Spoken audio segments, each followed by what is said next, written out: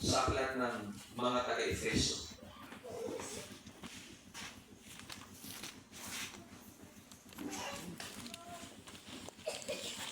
Mga taga-Efeso, Kapitulo 3, talatang 20.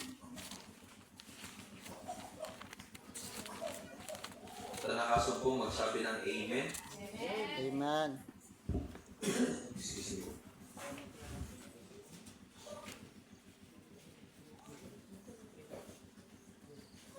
Verse 20 ng Efeso.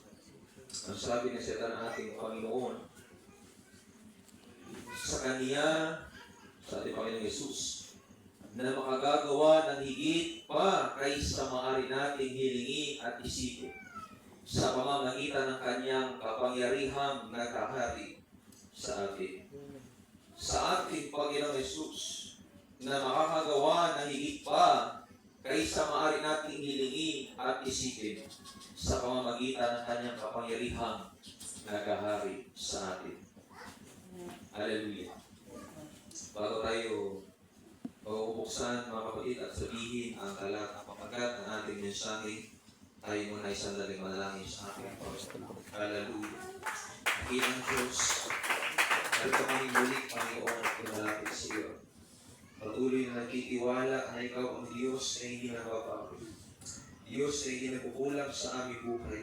At Diyos na patuloy magbibigay ng aming pangailangang espiritual. Wala po kung anumang bahid ng karunungan sa ng aming sarili. Ako'y dumidepende lamang sa iyo bilang iyong lingkod, Ama.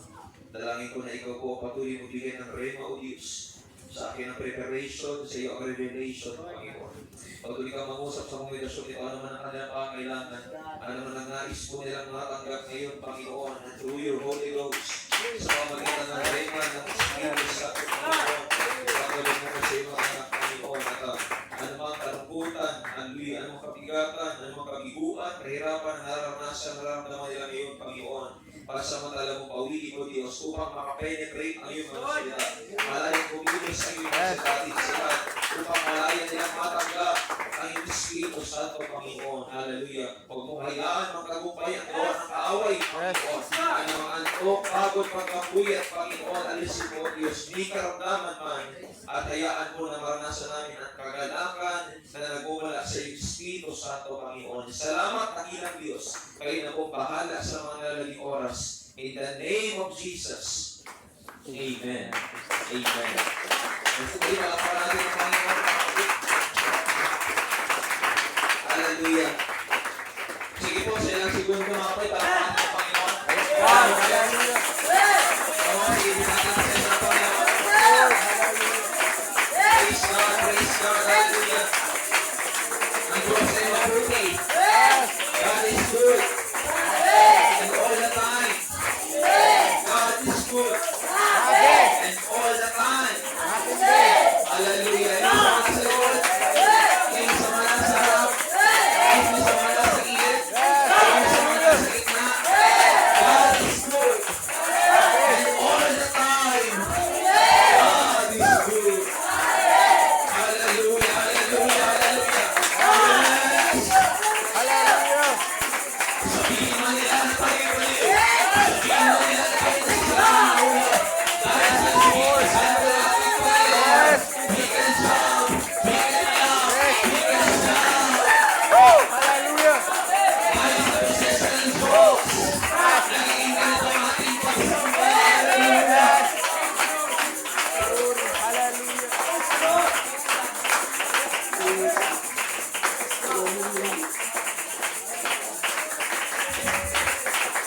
Praise the Lord. Praise the Lord.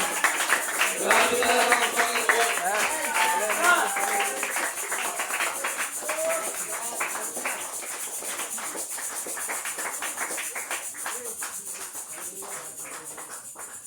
Hallelujah. Pwede po kayo makinig sa ating Panginoon, mga kapatid. Tagal na yung anumang katamaran. And actually, honestly, talagang ako ay kulang sa tulog ngayon, mga kapatid. Talagang hindi biro ang maghanda ng Sunday School outline at ang pang-preaching, mga kapatid. Ito pang-preaching ay na-draft ko na unti-unti mula pa nung Lunes. Hallelujah. Doon talaga ako medyo nahirapan. sa Sunday School, mga kapatid. Pero ganun pa man, masaya ako na maganda naman ang resulta na ipasa ko sa inyo mga kapatid ang katuruan mula sa ating Panginoon. Glory to God, glory to God, mga kapatid. Hallelujah. Praise the Lord. Ulit natin yung verse natin binasa in Ephesians chapter 3 verse 20. Sa Kanya na makagawa ng higit pa kaysa maaari nating hilingin at isipin sa pamagitan ng Kanyang kapangyarihang nakahari sa atin. So medyo limitado yung oras natin pero dalangin ko sa Panginoon na ma-enjoy pa rin natin yung ilang minuto na titira sa ating pagsamba mga kapatid. Sabihin natin sa ating katabi na may pag-ibig at hindi ang ating mensahe na binamagalan ko kong The Amazing Plan of God. Sabihin mo sa kanya, kapatid, ang kamangha-mangha, ang napakaganda, ang napakataas na plano ng Diyos. Ulitin natin, sabihin mo sa kanya, kapatid, may napakaganda, may kahanga-hanga, may kamangha-mangha, na plano ang Diyos sa buhay mo, sa pamilya mo, sa paligid mo, sa iyo mismo. Hallelujah. May dakilang plano ang Diyos. Hindi tayo ang sinilipin na rito mga kapatid. May plano ang Panginoon. Kalooban nito ng Diyos. Hallelujah. Praise the Lord, mga kapura tayo lahat, mga kapatid. The amazing plan of God. Alam niyo ho, mga kapatid, nung likhain ng Diyos ang langit at ang lupa, ang sabi ng Biblia, at ang lupa ay walang anyo. Amen? So, wala siyang kahugis-hugis. Hindi perpekto ang bagay na yun. Madilim ang bumabalot bago likhain ng Diyos ang sanlibutan. Pero nakakatuwa ang ating Panginoon. Hindi nagpapadala ang Diyos sa gulo. Hindi nagpapadala ang Diyos sa kusok. Hindi nagpapadala ang Diyos, hallelujah, sa anumang anomalya. Hindi nagpapadala ang Panginoon sa anumang pagkakamali, mga kapatid, hallelujah. Kundi wala sa pangit, ginagawa niya maganda. Wala sa magulo, ginagawa niya maayos. Wala sa kalaban, wala sa pagkipagiging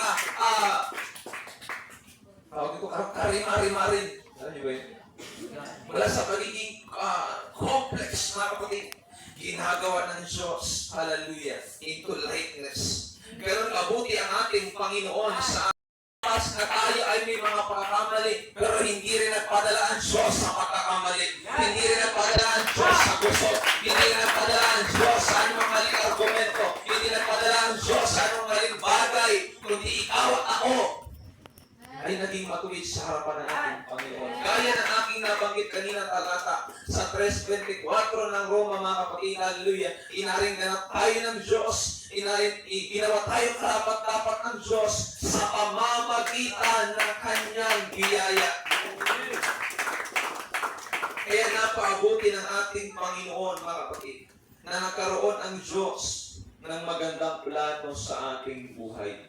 Na kahit wala ka ng plano sa buhay mo noon, pero ang Diyos may plano pa sa iyo ngayon. Ang plano mo lang noon, kumain, mag-aral, magtrabaho. Pero ang plano ng Diyos, oo kumain, oo magtrabaho, oo mag-alang buhay. Pero sumamba ka sa akin pag-araw ng linggo. Purihin mo ako, sampalatayanan mo ako, anggapin mo ako. Nadagdagan yung plano ng Diyos sa buhay natin, mga kapatid. Amen? Dati pinangina tayo ng loob. Ano ba yung plano? No? Plano talaga ng tadhana sa buhay ko. Kasi naniniwala tayo may plano tayo sa buhay. Siguro may mga plano dito natin na gusto nilang maging doktor, gusto nilang maging nurse, gusto nilang maging astronaut, gusto nilang makapunta sa Mars. Marami tayong plano. Marami dito mga kabataan siguro nagsasabi, gusto kong maging milyonaryo, gusto kong magkaroon ng maraming kotse, gusto kong magkaroon ng maraming motorsiklo. Gusto ko magkaroon ng malaking shop, gusto ko magkaroon ng isang malaking negosyo. Marami tayong plano mga kapatid sa ating buhay. Even sa mga nanay natin, sa mga tatay natin, marami kayong plano sa buhay mga kapatid. Pero isang napakagandang plano ang ginawa ng Diyos sa buhay natin. Na hindi aksidente nakilala natin ang ating Panginoon mga kapatid. Amen? Kaya napakaganda ng ginawa ng Panginoon sa ating buhay mga kapatid. Hallelujah. At bagamat marami tayong mga pagkakamali at ang buhay man natin ay naging bunga ng nakaraan. Yung buhay man natin ngayon ay dahilan or bunga ng nakaraan. Nakaraan nating desisyon, nakaraan nating pagpapasya, nakaraan nating pagpipilit, nakaraan nating hindi pagsunod sa kalooban ng Diyos, nakaraan nating hindi pagsunod sa plano ng Diyos, at nandito na tayo, wala na tayong magagawa doon sa nakaraan. Hindi na natin mababago mga bagay na yun. Pero ang kayang baguhin ng Diyos sa buhay natin, yung kasalukuyang panahon. Hindi na natin mababago yung dati nating lakad. Kasi hindi na tayo pwedeng bumalik doon at hindi natin magagawa. Wala tayong time machine para balikan ang mga panahon yun. Pero kayang-kayang baguhin ng Diyos yung nakaraan. Ay yung kasalukuyan mga kapatid. Yung dating, hallelujah, ganito ang buhay, hindi na natin mababago yun sa ibang tao. Pero kayang-kayang baguhin ng Diyos yung record mo sa inaharap. Dati laman ka ng blatter. Dati laman ka ng record ng barangay. Pero ikaw ay may record na sa Panginoon na yun. Ang kagandahan dito mga kapatid, dati kang may record sa barangay, dati kang may record sa lipunan. Ang sabi ng maraming tao, ayan yung pangalan yan, kilala ko yan. Mga pasaway yan, matitikas ang ulo yan, numero unang pasimuno sa gulo. Pero ngayon, iba na yung record mo. Yan, nagsisimba na yan. Yan ang nanalangin na yan. Praise God. Ngayon nakapulo na yan, nakadamit na yan. Dati pag linggo pupunta yan, sabungan, ngayon simbahan. Dati pupunta yung inuman, ngayon pupunta gawain ng Diyos. Dati lasing yan sa alak, ngayon lasing sa Holy Ghost. Dati pa itis ang alakad, hallelujah, dahil puno ng presensya ng alak. Pero ngayon pasuroy-suroy na kasi ang presensya na meron siya hindi na alak, kundi galak halin sa Panginoon. Ganon tumakbo ang magandang balita. Ganon tumakbo ang magandang plano ng Diyos sa buhay. And congratulations! Lahat tayo! Lahat tayo! Ikaw at ako! Lahat tayo! Naging beneficiaryo ng plano maganda ng Diyos. Hindi lang basta plano, magandang plano, mabuting plano, kahanga-hangang plano, na kahit ikaw at ako nagulat. Amen. Na kahit ikaw ako nagtaka, bakit ko nagawa ito? Bakit andito na ako ngayon? Kasi hindi mo yan plinano. Plinano ng Diyos lang. Palakpakan natin ang Panginoon. Kaya ako naniniwala Tatay Jaime, kalooban ng Diyos nandito ka. Nay Maribel, kalooban ng Diyos nandito kayo. Plano to ng Panginoon. Hindi ko ka plano. Hindi ko plano ng kapatiran. Plano ng Diyos. May plano pa ang Panginoon sa inyong buhay. Amen.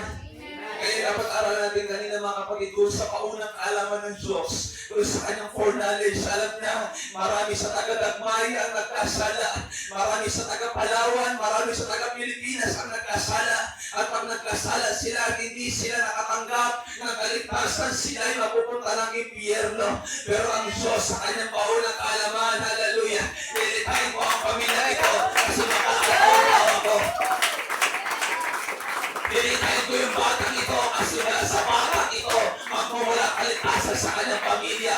Praise God. Hallelujah. Nilitayin.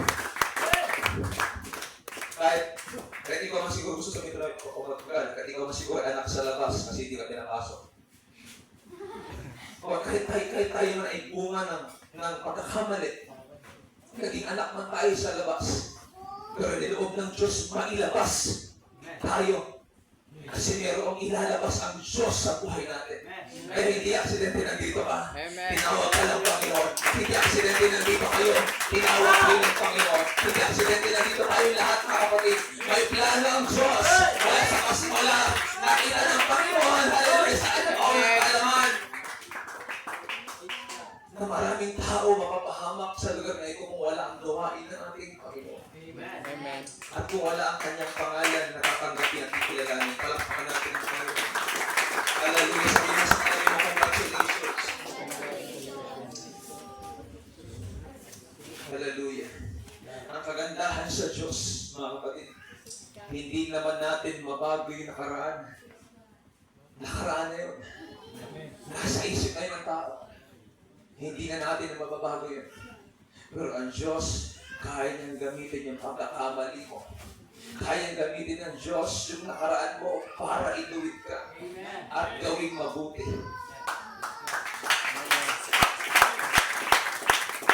Ganun mabuti ang Diyos.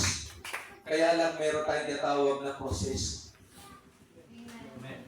Bagamat yung buhay mo ngayon o buhay natin ngayon ay bunga ng nakaraang desisyon na hindi mo na pinag-isipan at bunga ng desisyon na hindi mo na pinanalangin sa Diyos. Bunga ng pagsuway sa kalooban at utos ng ating Panginoon at nandito na tayo. Pero ang kagandahan sa Panginoon, hallelujah, yung mga pagkakamali at nakaraan natin, ito'y kanyang gagamitin. Oh, okay.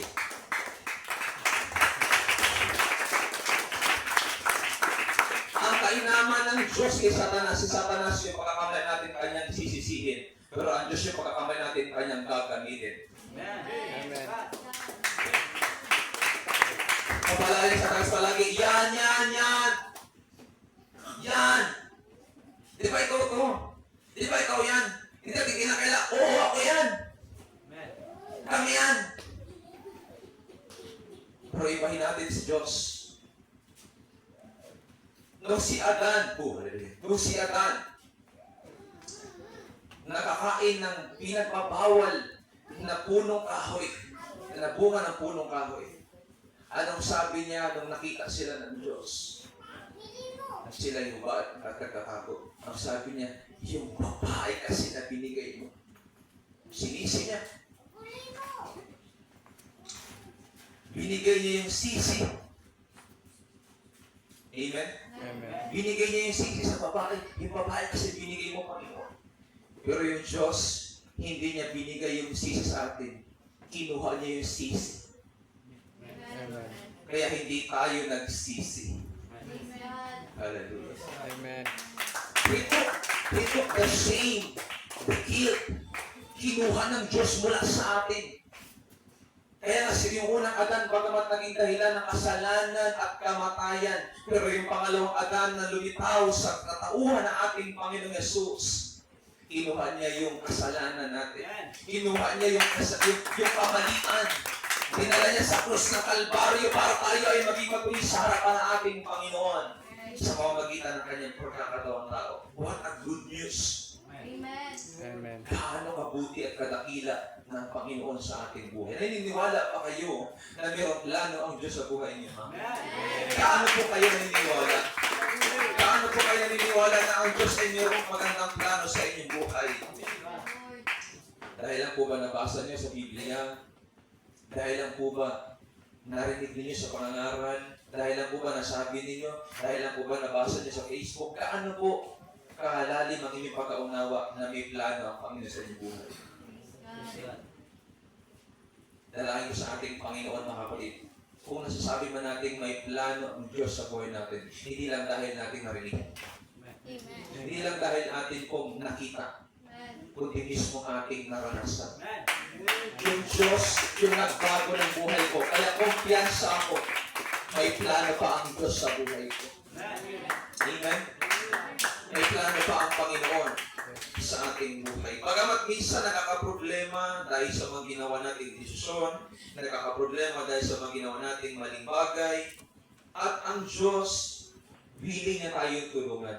Kaya doon, mga kapatid, sa na pag-usapan namin nakaraan sa group chat, doon sa John chapter 15 verse 2, na ang sabi doon ng Tagalog na salin, pinuputol daw yung sanga na hindi nagbubunga. Pero sa original na salin, sa original na translation, hindi pinuputol ang ginagamit, kundi binubuhat, inaangat, para magbunga pa. Kasi yung ubas mapit pala, hindi po yan siya yung typical na puno na nakatanim talaga na ganyan. puno yan, tapos ito yung mga dahon, ito yung mga bunga. Hindi siya ganon. Ang upas pala mga kapatid ay nakabitin po yan sa isang mga kahoy o tali. Parang alokbate yan. Parang talbos alokbate. Gumagapang. So, syempre, pag gumagapang, lalaylay ang mga sanga. Lalaylay mapad yung mga dahon. Especially yung mga hindi na nagbubunga. Pero ang gusto ipaunawa doon ng Panginoon, hindi niya pinuputol yung walang bunga. Inaangat niya kayo para magbunga pa rin. Kasi baka dumating pa yung panahon, magbunga kayo. Kasi sabi mo sa katayo, may pag-asa ka pa. Hallelujah. Kahit ito pabuhat, kanya-kanyang binubuhat. Hallelujah. Hallelujah. Purihin ang Panginoon mga kapatid. Lalo pa ang Diyos. Amen. Ngayon, bakit ginamit ko sa salin ng Tagalog yung salitang pinuputol? O inaalis. Yun din kasi yung term doon. Inaalis. Kasi hindi naman po lahat ng inalis. Bakit ito? Inalis ko. Hindi naman ibig sabihin, tinapon ko eh. Inalis ko lang kasi gagamitin ko. Inalis ko to. Para makita ko kung meron pang kung ginamit ko yung station doon, kung nagwawalis yung mga nanay. Pag nagwawalis yung mga nanay, syempre may mga nakasabit na wire. Diba? May mga kahoy dyan. May mga gamit dyan na nakasayad sa semento, sa lupa. Hindi porket inalis natin, inangat natin, tinatapon na agad. Hindi lahat ng setang inalis, tinatapon. Amen. Hindi lahat ng setang inalis ay talagang binubuo lang agad. May mga term na ginagamit, inalis, pero inangat mo lang. Amen. Binuhat mo lang saglit para makita mo yung bagay na yun at maalis mo yung humaharang doon. Ako ating mga kapatid. So, ganun ang Panginoon. Tinutulungan pa rin tayo. Amen? Tinutulungan pa rin tayo ng Diyos. Tayo po kasi ay nasa proseso ng pagpapaging banal din o sanctification na tinatawag mga kapatid. Kaya, hallelujah, dalangin ko sa Panginoon, huwag din tayo panghinaan ng loob. Basta 3 years na ako, parang hindi pa ako nagbabago talaga. May iba ka dyan, 30 years. Bago nagbago. Nakuha niyo, hindi naman ito pabilisan. Hindi ito patagalan. Ay ito, hindi ito patagalan, ito pabilisan. Patsagaan tayo dito. Pero ini-encourage ko rin ang bawat isa sa atin, samahan mo ng prayer. Kung meron ka pang bagay na hindi na isusuko sa Diyos at nagagawa mo pang ngayon, manalangin ka sa Diyos. Kung kailangan mag-ayuno ka. Amen? Kung kailangan magbasa ka ng Biblia, magbasa ka, yahanan mo ng panahon para maisuko mo yun sa Panginoon. Amen. Amen? Hallelujah. Sa mga tatay natin, amen? Sa mga nanay natin, mga kapatid, kung meron pa kayong nahihirapang ibigay sa Diyos na bagay, na alam naman ninyong hindi po ito tama sa harapan ng ating Panginoon, huwag po tayong magkubli sa Diyos. Agarin din natin. Maging sensitive po tayo sa panahon. Lord, tulungan mo ko, Panginoon, na maalis ko ang bagay na ito sa aking buhay. Kasi baka dumating ang panahon, bumalik ang Diyos, mga kapatid. Hindi pa tayo makasama. Naniniwala po kasi tayo, mga kapatid, yun na ang kaligtasan may kondisyon. May kondisyon ng kaligtasan, mga kapatid. Ikaw ay mananampalataya sa Diyos. Susunod ka dapat sa kalooban ng Panginoon, sa utos ng ating Panginoon. Hindi ka magpapakita ng perfectong buhay, Ay, hindi ka magpapakita ng paggawa para maligtas. Hindi, ligtas ka na, kaya mo ginagawa ito. Tinawag ka ng Diyos galing sa masama, naging mabuti ka na, natural, mabuti yung gagawin mo. Nakuha natin mga kapatid. Hindi naman po tama na galing tayo sa masama, tinawag sa mabuti, tapos masama ulit ang gagawin. Hindi. Ang sabi ng Biblia, tayo ay anak ng Diyos at tayo dapat gumagawa ng kalugod-lugod sa harapan ng ating Panginoon. Nakuha niyo po mga kapatid? Amen. Kaya nga tinutulungan tayo ng Panginoon. Bagamat nahihirapan tayo, may mga struggle tayo sa buhay. May mga pangaral ang salita ng Diyos. May mga Bible study. Ano yung gagawin mo? Ito yung gagawin mo. Ano yung iisipin ko? Ito yung iisipin mo. Ano yung gagawin ko, Pastor, para sa bagay ito? O ito kapatid. Kaya nga merong Sunday school. Kaya nga merong preaching para turuan tayo. Para sa araw-araw nating buhay, maging karapat-dapat tayo sa harapan ng ating Panginoon. Nakuha natin mga kapatid. Amen. Hallelujah. Kasi madalas sa buhay ho natin, Sinasabi natin na pag tayo nasa kalagayang lagi, pag hindi komportable sa buhay natin, hindi parang nai-hear tayo na bakit nandito ba to? Bakit dumating itong bagay na to? Minsan ang agad natin sinasabi, Lord, alisin mo ako dito.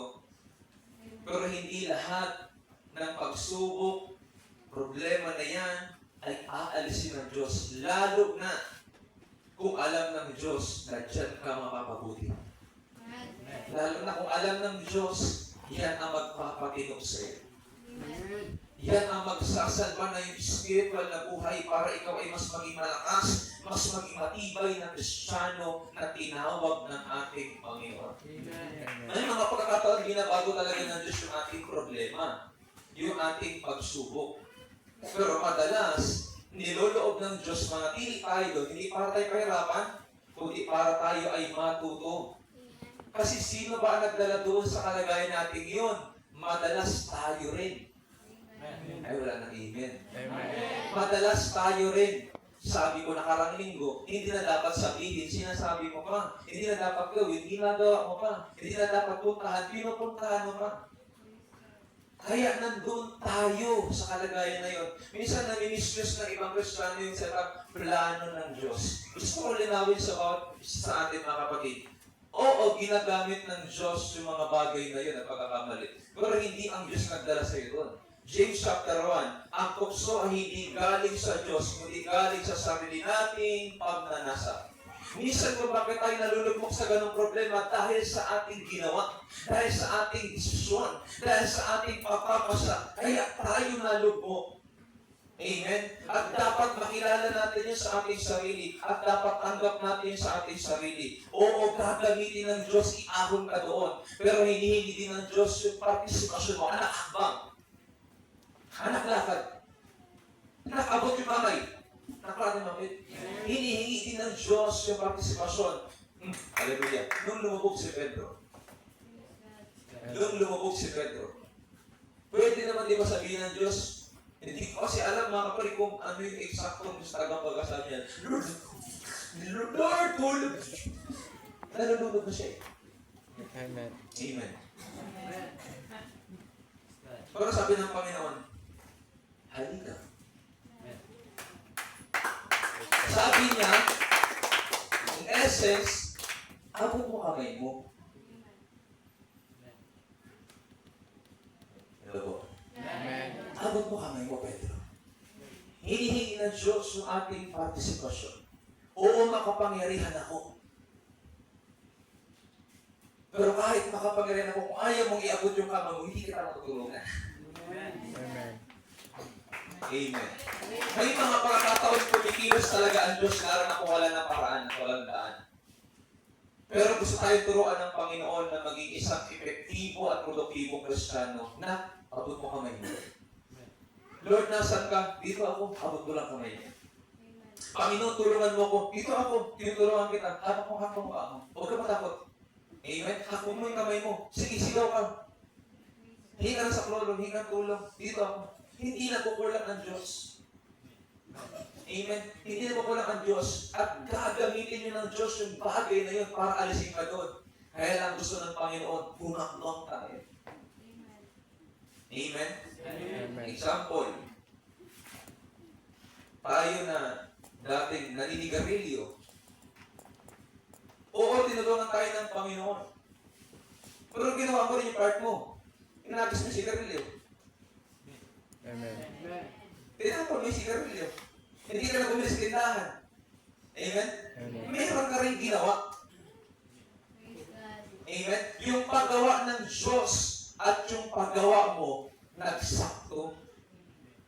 Pero yung kabuuan doon, hindi talaga sa sarili mo. Dahil pa rin sa Diyos. Bakit ka na-convict na bitawan? Naramdaman mo eh. Amen. Pinapabitawan na sa'yo. Naramdaman mo eh. Pinapaalis na sa'yo. So, hindi mo siya inalis dahil ang naisip mo, na inalis mo siya kasi may nagpaisip sa'yo. Amen. Lord play. Hallelujah. Say verse 16. Hallelujah. Puri naman. Pagpapala ng Panginoon. Amen. Pwede ng laban. Hallelujah. Puri ng Panginoon mga kapatid. Amen. Ako natin. Amen. Natututo po tayo mga kapatid. Para pa yan. Amen. Hallelujah. Praise God. Hindi ito aalisin ng Diyos madalas, lalo na kung makakatulog sa atin. Yung mga Israelita, di ba? Hinayaan sila ng Diyos, umikot sila sa disyerto ng 40 taon. Pwedeng gamitin at pwedeng sabihin ng Diyos, dito yung shortcut. Pero, paikot-ikot sila. Dahil ko sa Diyos, hindi. Dahil din sa kanila. Takot sila. Takot sila sa maraming higante.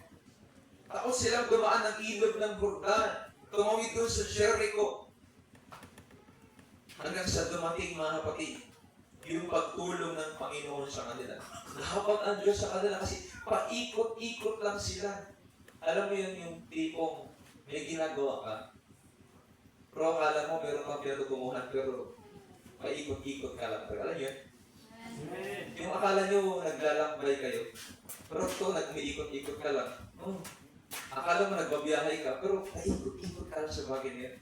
Dahil ang Diyos nahabag sa kanila. Tinulungan sila ng Panginoon makatakas pa rin sa ganung bagay mga kapatid.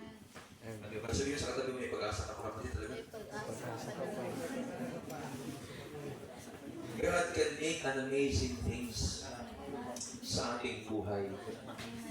Kayang-kayang gumawa ng Diyos. Di ba sabi ng Panginoon sa 1:37 ng Lucas, sa tao ay imposible, pero sa Diyos ay posible. Walang mahirap sa ating Panginoon. Si David, nakaranas mo si David ng pagtatwa sa kanya. Bakit ba sabi pagtatwa at rejection? Nung nagtawag si Jesse ng mga anak, hindi siya sinama. Ang sabi ni Samuel, papilahin mo dito yung mga anak mo. Kasi mag-aanap na ng ikalawang hari ng Israel. Si David hindi malang naisip ng tatay. Totoo ba na pagbunso, hindi siya paborito? Hindi na siguro sa lahat ng pagkakataon, mga kapatid. Pero, naranasan ni David ang hindi pansinin. Naranasan ni David ang hindi piliin. Ouch. Hallelujah. Amen? Amen. Pero ganun pa man, hindi siya nagdamdam. Hindi siya nagtanim ng sama ng loob sa kanyang tatay at sa Diyos. Siguro sa isip ni David, sige lang, pipiliin kayo. Darating din naman panahon, pipiliin din ako. Darating ang panahon, hindi na ako mag-aalaga ng tupa. Hindi pa yung ngayon, maaari. Pero darating din ang panahon. Makakaahon din ako nito. At kung hindi mapili yung mga anak ni Jesse na nauna, ang sabi sa akin, meron ko ba anak? Ay, nakalimutan ko. Meron ko pala doon. Nag-aalaga ng mga tupa. Tinawag siya. Ang sabi naman ni Samuel, siya yung pahiran mo. Pinuhusan siya ng langis, pero hindi pa siya dumako doon sa trono. 15 years pa ang inantay bago siya nakaupo. 10 taon doon, lagi siyang hinahabol ni Saul kasi ingit na ingit si Saul dahil nasa kanya ang Espiritu Santo ng Panginoon. Amen. Amen. Kaya pag may Espiritu Santo ka, wala kang dapat ikatakot. Habulin ka man, akutin ka man, wala kang dapat ikatakot kasi kasama mo ang Panginoon. Amen. Pero ano nangyari? After 15 years, 15 taon, hindi biro yun kapatid. Nakaupo na siya sa trono. At naging matagumpay ang Israel, natalo nila ang Filisteo, nabawi nila yung kaba ng tipan na sumisibro sa presensya ng Diyos at pinagpala ng Panginoon si David. Kaya tinawag siyang a man after God's own heart. Lingkod ng Diyos o tao na kinalulugdan ng Panginoon. Dahil sa kanyang pagsunod at katapatan. Si Job, bagamat winasak ng Diablo, winasak ng kaaway yung kanyang ari-arian, yung kanyang mga anak, binatay, yung kanyang asawa, brainwash, ibig na supportahan siya, siya ay hinusgahan, siya ay nilait, supain mo na ang Diyos mo. Meron pa kayong mga asawang ganyan? Ibig na sumuporta ng husga, hallelujah. Marami pinapalaya. Ibig na dumamay ng damay, hallelujah. Yung mga ganun ba? Sa ibang bansa siguro makapalit. Hallelujah. Pero binalik sa kanya ng Panginoon sa Job chapter 42 verse 12 to 13. Sa gayon pinagpala ng Panginoon ang huling wakas ni Job na higit sa kanyang pasimulan at siya nagkaroon ng 14,000 lupa at 6,000 kamelyo, 1,000 tuwang na baka at 1,000 asnong babae. Siya'y namay nagkaroon din ng 7 anak na lalaki at 3 anak na babae. Dinoble ng Diyos yung pagpapalang nawala sa kanya. Amen. Ganun kabuti ang plano ng Panginoon. May ninakaw man ang kaaway, may ibabalik ang Diyos. May sinira man ang kaaway, may aayusin ang Panginoon. May tinapos man ang kaaway, may sisimula ang Panginoon. Hallelujah. Praise the Lord. Amen. Everybody shout Amen. Amen. Hallelujah. Si Jose na anak ni Jacob, kinaingitan ng maraming kapatid, binukog, nilagay sa balon na may tubig. Hindi, sa balon na walang tubig. Kung ako siguro ihagis sa balon na may tubig, okay lang eh. Pero ihagis ka sa balon na walang tubig, ang sakit nun, par. Yung pangalang ihulog ka na walang sumalok sa'yo, napakasakit na yun. Amen. This is nice na ito. Binugbog man siya ng mga kapatid, benenta, papunta ng Ehipto, pinangakuan ng butler na makakalaya, pinaratangan ng mali ng asawa ni Paraon, ni Potiphar, hanggang sa siya'y nakulong nang wala naman sa kasalanan. Hanggang sa nakita-kita sila ng kanyang mga kapatid. At ang sabi, niloob ng Diyos na ako ay dalhin dito. Amen. Ang intensyon niya, saktan ako, pero ang intensyon ng Diyos, iangat ako. Ginamit ko rin term yan eh. Hallelujah! Amen. Ang intensyon, pabagsakin tayo, pero ang intensyon, iangat tayo ng Panginoon, i-promote tayo ng Panginoon. Hallelujah! Kaya wag po kayong Panginoon ng loob, pag kayo ay binababa, ibig sabihin, iaangat din kayo. Amen. Amen. Sa Genesis chapter 45, verse 5, ngayon huwag kayo magdalamhari, sabi niya sa mga kapatid niya, umagalit man sa inyo sarili na inyo akong pinagbili, sapagkat sinubo ako ng Diyos sa unahan ninyo upang mag-adya ng buhay. Noong panahon kasi nila mga kapatid, nagkaroon ng malawak na kagurong. Isa ang Kanaan na lugar ni na Jose sa naapektuhan ng taghirap at kagurong. At Ehipto lang noong panahon iyon ang masaganang bayan. So kung wala si Jose, patay silang pamilya. Amen. So ginamit ng Diyos yung kanyang kalagayan at karanasan para dalhin siya doon sa Ehipto para maging libre na yung pagkain ng kanyang mahal sa buhay. Ganon kabuti ng ating Panginoon. Yung masamang nangyari sa kanya, ginawa ng Diyos na mabuti. Yung malungkot na sandali niya sa kulungan doon sa balon, in-enjoy ng Panginoon nung siya'y nasa palasyo.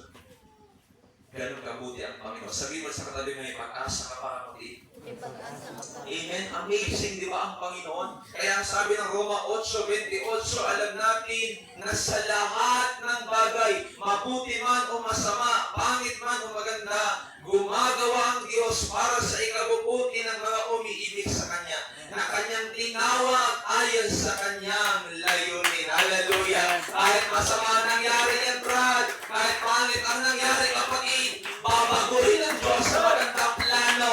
I-convert ang Diyos sa magandang produkto. Ganun kabuti, kadakila at kamangha-mangha ang kabutihan ng ating Panginoon. Oo, nagkamali ka, nadapa ka, tumagsak ka, pero merong remedyo maganda ang Diyos. Amen. Amen? Huwag kang matakot kung tayo man ay parang basura. Kasi sa basura, nire-recycle pa yun para mag-apit ulit. Amen. Naranasan natin maging basura sa lipunan, pero salamat sa Diyos, pinahalagaan pa rin tayo. Amen. Turi sa atin ng lipunan, wala na tayong pag-asa. Wala na tayong mararating sa buhay. Tingnan nyo ngayon ang inyong buhay. Hindi nagkamali ang Diyos na ating pinaglingkuran mga kapatid. Amen. Ganun ang plano ng Panginoon. Tiisin lang natin yung proseso. Maaaring sa ngayon ay nariyan ka pa, napakatagal ng panahon, hindi pa rin umaangat ang negosyo, hindi pa rin umaangat ang hanap buhay, nahihirapan pa rin kayo mag-asawa, nandun pa rin kasabay yung mga anak na pasaway, nandun yung mga anak na imbis na tumulong, hallelujah, nagbibigay ng sakit sa ulo, ititiisin natin yung proseso. Amen. Tiisin na natin yung proseso, mga kapatid. May prosesong ginagawa ang Panginoon. Hallelujah. Hindi porket matagal, mabagal. Amen. Minsan kung sino pa at ano pa yung mabagal at matagal, yun yung sigurado. Amen. Kaya may ginagawang magandang plano ang Diyos sa buhay natin. Ang sabi ng 29:11 ng Jeremias, alam ko kung paano pututo pa rin ang mga plano ko para sa kabutihan niyo at hindi sa kasamaan niyo. Kaya minsan sa plano ng Diyos, masasaktan ka pero hindi ka mapapahamak. Yuyuko ka pero hindi ka babagsak. Amen. Amen? Plano na sa kabutihan nyo, hindi para sa kasamaan nyo. At plano para bigyan kayo ng pag-asa na magkaroon kayo ng mabuting kinabukasan. Context, nakakulong sila ng panahong ito ng Babylonia. Sinakop sila ng bansang Babylonia. At kung tayo nakakulong, nakaganon, narinig natin yung ganong mensahe ng Panginoon sa pamagitan ni Propeta Jeremias, para hindi natin mapaniwalaan, di ba? Para hindi tayo maniniwala basta-basta na may plano ka sa amin pero nakakulong ako, Lord. Kasi kay Apostle Pablo rin, sa Filipos, yung kabuuan ng Filipos ay sa pag-aaral, mula talatang 1 hanggang 4, mga kapatid, o 5, sinulat niya yung salita ng Diyos sa mga taga-Filipos, nakakulong siya. Basta paano nakapagsulat? Gumawa ang Diyos ng himala, hindi natin mabuhay ko ano yung particular. Gumawa ang Diyos ng himala para maisulat ang salita ng Panginoon ay makala sa ibang bansa.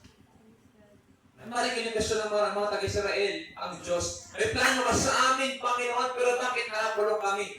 Pero alam niyo mga kapatid, oo, nakakulong sila. Pero kinukulong lang sila ng kalaban.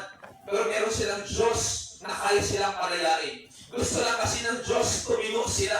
Gusto lang kasi ng Panginoon mapabuti ang buhay nila. Pero kasi bakit sila nasakop? Kasi nga dahil sa pagsuway ng kanyang bayan, sa pagsamba sa ibang Diyos, Diyosan, kaya sila napapahamak.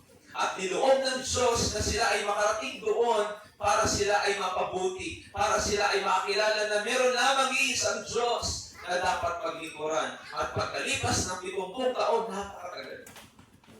Pinalaya sila. Higit sa lahat, mga kapatid, nakakulong sila, pero pinapakain din sila. Kaya ang Diyos, ang sabi niya, ang plano ko siya sa buhay niyo, hindi yan para sa ikasisira niyo. Hindi yan para sa kasamaan ninyo. Sa ikabubuti niyo yan. Kasi minsan, hindi tayo titino pag hindi po tayo sinubok. Amen. Amen. Hindi lalago ang pananampalataya natin sa Panginoon pag hindi tayo sinubok. Pag hindi tayo nakaranas ng kawalan, hindi mo masasabing ang Diyos nagbibigay. Pag hindi mo naranasan magkasakit, hindi mo masasabi na ang Diyos nagpapagaling.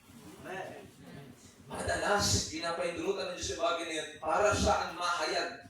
Ano yung sila Bishop? Hapon, pasalamat nila Bishop eh. May ako namin doon sa pasalamat nila kahapon. May pasalamat sila kahapon dahil sa tagumpay ng pagkapos sa Listradiani sa board exam. At sa kagalingan na rin ang karamdaman ni Susen, yung kanyang bukol at ang dito banda. Sa parapatid ng dibdib, mga kulit ko dito banda. So, lahat, selebrasyon kahapon dahil pagkain. At alam niyo ba, nakaka-bless yung sa salamat nila sa Panginoon. At nagtanong ako sa Panginoon, Lord, Bishop na namin to. Mabait namang tao. Amen? Mabait namang tao sa biyahe ng Panginoon. Mababa ang loob. Madaling lapitan, madaling ding hanapin. Kasi may mga taong madaling lapitan, mahirap hanapin.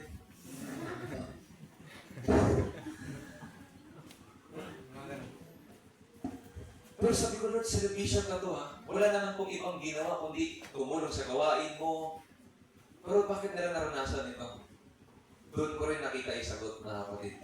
Niloloob ng Diyos yung mga bagay na yun para patuloy na mahayag ang kabutihan ng Panginoon. At makilala ng mga taga-FCJC at makilala ng mga kilala nila na oo, may problema, pero may Diyos na solusyon. Oo, may pagsubok, pero may Diyos na tutulong. hindi magkukumpli. Kaya nga kahit nagkasakit yung anak, buhaling. Kahit nahirapan yung anak, nakapasa. Kasi nandun yung tulong ng Diyos kahit may pagsubok, kahit may problema. Sabi ko, Lord, kung kami man makaranas ito, Panginoon, alipin mo po kami. Tulungan mo kami at naniniwala kami, Panginoon, hindi mo rin kami pababayaan. Kaya nila na yung mga anak, na anak mo rin kami. Kaya nila na naglilingkod din kami. Hindi mo kami pababayaan, Panginoon. Amen. Hallelujah. Kaya alam niyo mga kapatid, ang lahat ng kaganapan sa buhay natin, nabawa ko tapos mga kapatid, hallelujah. Ang lahat ng kaganapan sa buhay natin na mabubuting bagay, iba na masama, ito po ay nasa ilalim ng plano ng Diyos. Maging ang iglesia ito. Amen. Maging ang iglesia ito. Nabanggit ko po nakaraan na ang gawain ito ay rescue ng Diyos mula sa kanyang trono. Mula sa langit para ang tao ay dalhin sa tamang paglilingkod. At itong iglesia ito na church, na building na ating binadausan, inuupuan at binadaluhan. Naniniwala ako mga kapatid na hindi ito basta lang lumitaw. Ito ay plano ng Diyos. Amen. Amen. At ang lahat na nandito ay naging recipient, beneficiary, mga kapatid, ng presensya ng Diyos, ng biyaya ng ating Panginoon. Maaari ang plano nila nanay dito dati, tayuan ng kulungan. Hallelujah. Maaari ang plano dati nila nanay dito, tayuan ng bahay ni preso. Maaari ang plano nila nanay dito dati, ibenta sa iba. Pero iba ang plano ng Diyos. Amen. Praise God. Iba ang plano ng Diyos kasi may mga pamilyang tatawagin, mga kapatid, sa lugar na ito at dito nang tataos ang pagpupuri, Amen. dito nang tataos ang pagsamba. Maaari natin natatanim na kayo dito ng kamote, pero ngayon natatanim na tayo sa Panginoon. Praise God. Hallelujah. Maaari natin mga kapatid, hallelujah, dumadaan kayo dito. Ano ba ito? Sabi naman ito mga damo naman ito. Sakit sa ano. Pero ang plano ng Diyos, anak, hindi yan basta damo lang yan dyan. Diyan po itatayo yung church. Amen. Iba ang plano ng Diyos, ang plano natin mga kapatid, hallelujah. Ang Diyos ang nagtalaga, ang Diyos ang nagtayo mga kapatid. Kaya hallelujah, hindi nagsisi ang Panginoon sa buhay nila nanay, sa buhay nila tatay, na kanilang lupa ay pag-amin sa gawain ng Panginoon. Kasi maraming inaani ang Diyos. Amen. Maaaring siguro nagtanim kayo noon, pero baka malugi yun. Maaaring nagtanim kayo noon, pero baka mapeste yun. Pero ang Diyos nagtanim ngayon at nagbubunga. At nagbubunga at nagbubunga pa sa biyaya ng ating Panginoon. Kaya ikaw at ako, nandito ngayon, dahil plano ng Diyos. Yung kanyang mga anak, yung kanyang pamilya, ay plano ng Diyos. Dinala sa iglesia ito. Amen. Na hindi iglesia ito ang kaligtasan si Jesus. Ang Diyos lang ang nagkaisa sa atin, ang nagbukol sa atin. Sabi ko sa Sorgalia family, sa katunayan, nauna lang kami. Sinunod na kayo ng Panginoon. Susunod na rin sa Tatay Jaime. Susunod na rin ng ibang tao, mga kapatid. Dahil sa biyaya ng Diyos, na kanyang pauna ng plano sa kanyang isipan, isusunod-sunod ko na yung mga tao ito na makakaroon ng kaligtasan. Isusunod-sunod ko na. Sunod na si Claire, hallelujah. Sunod na yung kanyang mga magulang. Praise God. Amen. Kasi yung plano ng Diyos, hindi pwedeng hadlangan ng tao. Amen. Yung plano ng tao, pwedeng hadlangan ng Diyos. Pero yung plano ng Diyos, hindi pwedeng hadlangan ng tao. Hallelujah. Naalala ko meron isang pastor tayo ng Pentecostal nagsabi. Tinanong sa dansa nating pastor. Nakwento lang sa akin. Sabi niya, ano sa palagay mo kung itong iglesia na ito na ating pinagtataguyod ay tama? At kailan lang tayo lumitaw 1945. Asa yung church doon sa Jerusalem? Sabi niya sa pastor, sa pagsusuri ko, namatay yung iglesia noon. Sabi niya, namatay daw. Namatay daw yung iglesia noon ng Panginoon Jerusalem. At yun yung maniwala ng INC, for your information. Yun yung maniwala ng INC. Namatay ang iglesia kaya sa Jerusalem, makalat ng Pilipinas, at may Pilipinong sinuko, Felix Manalo. Pero hindi namatay ang iglesia. Namatay ang mga apostol, pero hindi namatay yung ebanghelyo. Kaya tingnan nyo, kahit kung namatay, bakit natanggap tayo? Kung namatay, bakit nadalaw pa tayo? Amen. Amen? Amen. Kaya, ganun mabuti ang Panginoon sa ating buhay. Na sa plano ng Diyos, tayong lahat ay naging kasangkapan, mga kapatid. Hallelujah. Maaaring iba ang plano nila nanay sa lugar na ito. Pero iba rin ang plano ng Diyos, mga kapatid. Ang plano siguro nila nanay yan, ibenta, gawing kulungan ng baboy, tayuan ng bahay. Pero ang plano ng Diyos, hindi basta bahay, evacuation center. Kasi maraming tao sa lugar nito, maraming dapat maligtas, maraming dapat i-rescue. Natayo ang Diyos ng ospital kasi maraming tao dapat gamuin dahil nabahira ng kasalanan. Lalo ng pandemic. Lalo ng pandemic. Nakita ng Panginoon, hindi ang COVID ang pinakamatinding karamdaman, kasalanan. Kaya magtatayo ako ng ospital sa lugar na ito. Magtatayo ako ng evacuation center sa lugar na ito para ang mga tao sa lugar na ito na biktima ng maling aral, biktima ng kapaguran, hallelujah, biktima ng pagkalugi, biktima ng mga pagsubok sa buhay na hindi na makayanan, dito sila dalhin ng Diyos. Amen. Amen. Kaya yun yung plano ng Panginoon. Naalala ko si Tatay Bill, binisyon ni Bishop Ayo 20 years ago. Pero hindi man naabutan ni Tatay, ni Pastor Tayo, Bishop Tayo, mga kapatid, ang buhay ni Tatay ngayon. Pero yung naging pastor ni Tatay Bill, yung bunga ni Bishop Tayo. Amen. God be the glory. Yung simbahan na dinaluhan ni Tatay Sorbeto, Tatay Don Sorbelia, Pastor Boy pa ang pastor doon. Pero yung magiging pastor niya ngayon, mula din sa Buhana. Glory to God, glory to God. Mga kapatid, tingnan niyo yung plano ng Panginoon. Kaya pala noon, kahit 3 beses na ako nalagay sa panganib yung buhay ko, mga kapatid, nagkasakit, na disgrasya, na halos ikamatay. Pero dahil may plano pala ang Panginoon, mga kapatid,